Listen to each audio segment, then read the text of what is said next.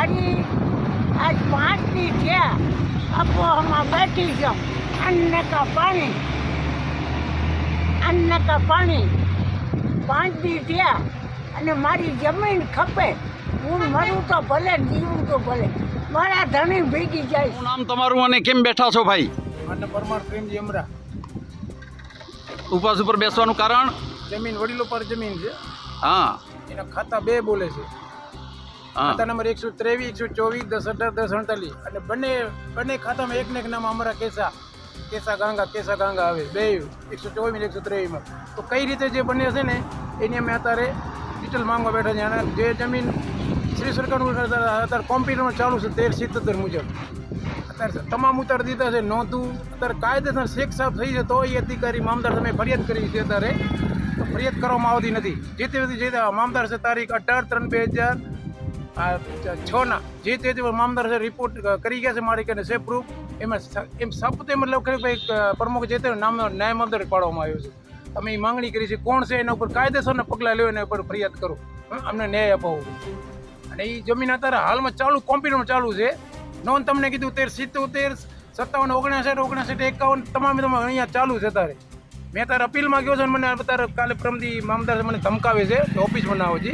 હાલમાં અત્યારે મારી અરજી મેં દીધી છે, કોઈ તપાસ કરવામાં આવે તો ઓફિસમાં મને નથી આવતો મામદાર છે, હાલનો મામદાર છે. કાયદેસરની મને એમ કે તો ઓફિસમાં આવજે જ નહીં એવો જવાબ કરે છે. તો હું ભૈયા એક આ તો મારો જ પ્રશ્ન લઈને આવું છું તો મને ના પડે એનું કારણ શું? આ જમીન મને આપી છે ને આની તમામ વિગત લખેલ છે. આ જો આની અંદર મેં નામ નથી, પછી લોકો નામ આપ્યા. આમાં બધી આ નામ દીધા છે. જો આમાં પંચનામા કર્યા છે 124ના, 124 છે નહીં. ઓફિસની અંદર 124 છે નહીં, ડીએલઆર 123 બોલે છે. એ જ છે નંબર. તો કયા આધારે આ એના બનાવ્યું? આરે અમારા આધાર પુરાવા. આનું કાયદેસરની પગલાં લેવા કોઈ એવો કરી ગયો છે એની પર કાયદેસરની મારી માંગણી છે. એ જ માંગણી તે પછી અમે ઉઠશું. અમારો એ જવાબ છે. આ નોંધ જુઓ, આને લે બરાબર. આમાં બંનેના નામ છે, ડીએલએના અને મામદાર ભચાઉના. કઈ આધારે એના આરે પંચનામું કર્યો છે? કોને ખરાઈ કે ડીએલએ ખરાઈ કરી છે અને મામદારે ખરાઈ. સરે નંબર 1 ને ખાતા 2. તો મને આનું કાયદેસરના પગલાં કોણ કરી ગયો છે? આ જે તે અમરા કેસાની વડીલો પાર્જિત જમીન અને ભચાઉના ભૂમાફિયાઓ તો આખા દેશમાં કદાચ આવા ભૂમાફિયાઓ ક્યાંય હશે જ નહીં.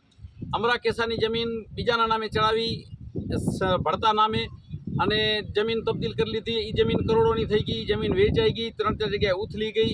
મૂળ માલિક આજની તારીખ માલિકો અમરા કેસા ઉપવાસ ઉપર બેઠેલા અને એક કલંકિત ઘટના બનેલી કે ઉપવાસ ઉપર જ મૃત્યુ પામેલા. આજે એમના ધર્મપત્ની કમીબેન ઉપવાસ ઉપર બેઠેલા છે. અને આ જે ભાજપથી જોડાયેલા જ હશે 100% હું માનું છું ત્યાં સુધી. આ જે ભૂમાફિયાઓ જમીન દબાણકારો અને સરકારનું એમને સંરક્ષણ હોય તો જ આ બધું શક્ય છે. એટલે મારી માગણી છે કે આ જે માતાજી છે ઉંમર વર્ષ આજે મારા ત્યાંથી 90 આસપાસની ઉંમરના છે, એમને ઉપવાસ ઉપર બેસવું પડે. આનાથી મોટી કમનસીબી લોકશાહીમાં કઈ હોય? અમારે અહીંયા ભચાઉ નગરપાલિકામાં અનુસૂચિત જાતિ દલિત સમાજના પ્રમુખ હોય, ધારાસભ્ય ગાંધીધામ મત વિસ્તાર દલિત હોય અને સાંસદ શ્રી પણ અમારા દલિત હોય અને અમારા 90 વર્ષના દલિત મહિલાને ઉપવાસ ઉપર બેસવું પડે એમના વડીલોની જમીનો માટે.